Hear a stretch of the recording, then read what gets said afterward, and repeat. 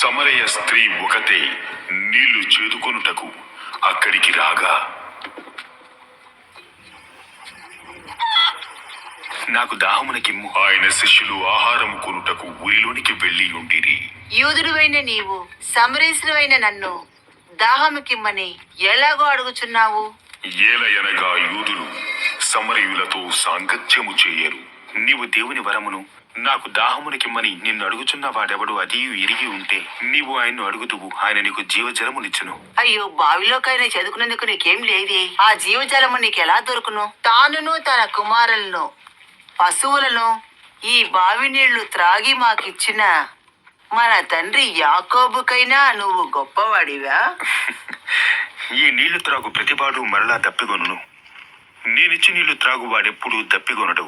నేను వానికిచ్చే నీళ్లు నిత్య జీవమునకై వానిలో ఊరేడి నీటి బుగ్గగా ఉండును. అయ్యా, నేను దప్పి కొనకొండునట్లు చేదుకొనటికింత దూరము రాకుండానట్లును ఆ నీళ్లు నాకు దయచేయము. నీవు వెళ్ళి నీ పెనిమిటిని పిలుచుకొని ఇక్కడికి రమ్ము. నాకు పెనిమిటి లేడు. నాకు పెనిమిటి లేడని నీవు చెప్పిన మాట సరియే. నీకు 5 పెనిమిట్లుండిరి. ఇప్పుడున్నవాడు నీ పెనిమిటి కాడు.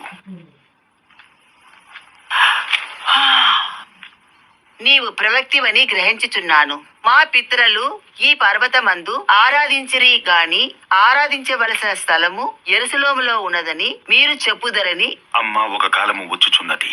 ఆ కాలమందు ఈ పర్వతము మీదనైనను యెరూషలేములోనైనను మీరు నా తండ్రిని ఆరాధింపరు. నా మాట నమ్ముము.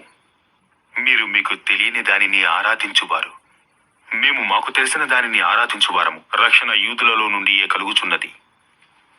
అయితే యథార్థముగా ఆరాధించువారు ఆత్మతోనూ సత్యముతోనూ తండ్రిని ఆరాధించు కాలము వచ్చుచున్నది. అది ఇప్పుడు వచ్చేయున్నది.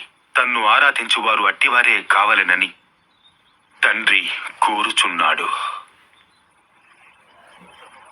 దేవుడు ఆత్మ గనుక ఆయనను ఆరాధించువారు ఆత్మతోనూ సత్యముతోనూ ఆరాధించవలెను. క్రీస్తనబడిన మెస్సియా వచనను నేను ఎరుగుదను. ఆయన వచ్చినప్పుడు మాకు సమస్తము తెలియచేయును. నీతో మాటలాడుచున్న నేనే ఆయన. ఇంతలో ఆయన శిష్యులు వచ్చి ఆయన స్త్రీతో మాటలాడుట చూచి ఆశ్చర్యపడింది. గాని నీకేమి కావాలనని అయినను ఈమెతో ఎందుకు మాటలాడుచున్నావని అయినను ఎవడును అడగలేదు.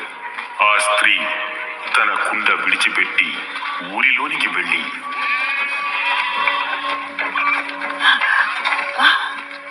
మీరు వచ్చి నేను చేసినవన్నీ నాతో చెప్పిన మనుషుని చూడుడి, ఈయన క్రీస్తు కాడా అని ఆ ఊరి వారితో చెప్పగా, వారు ఊరిలో నుండి బయలుదేరి ఆయన యొద్దకు వచ్చుచుండిరి. ఆయన శిష్యులు, బోధకుడా, భోజనము చేయుము.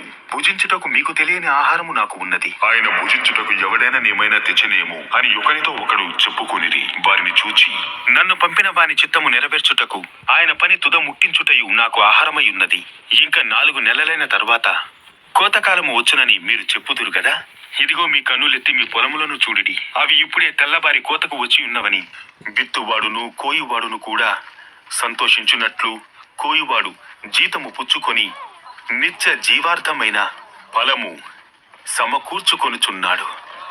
విత్తువాడొకడును కోయువాడొకడును. మీరు దేనిని గురించి కష్టపడలేదో దానిని కోయుటకు మిమ్మును పంపితిని.